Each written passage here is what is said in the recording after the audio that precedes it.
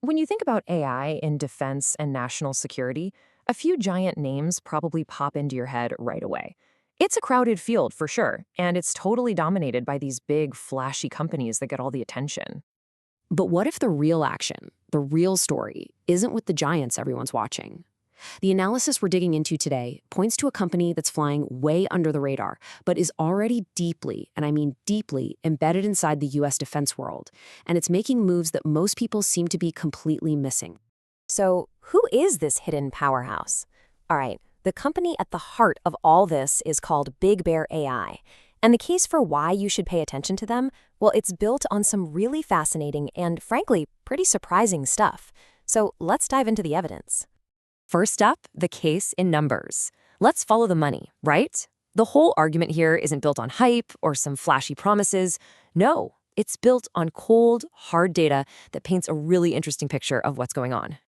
Okay, first piece of evidence, a contract backlog of $385 million. Now that's a big number on its own, but here's the kicker. It's up 30% year over year.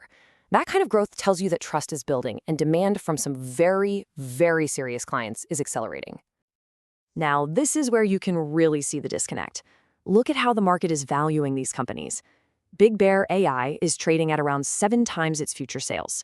Meanwhile, Palantir is at a staggering 66 times. The argument here is pretty clear. Even with all its government traction, BigBear.ai is just being valued way more conservatively.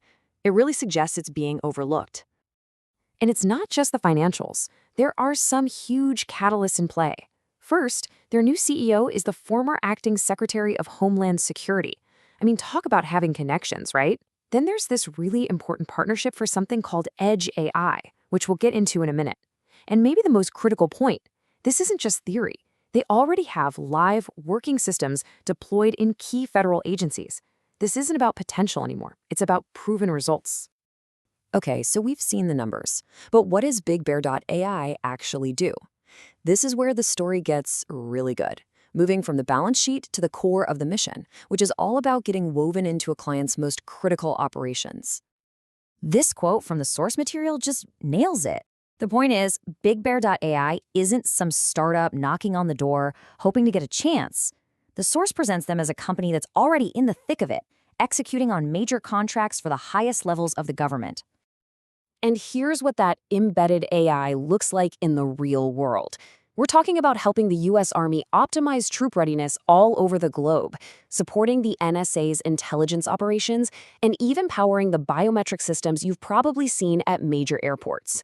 These aren't just test runs, they're live systems that are absolutely essential to daily operations.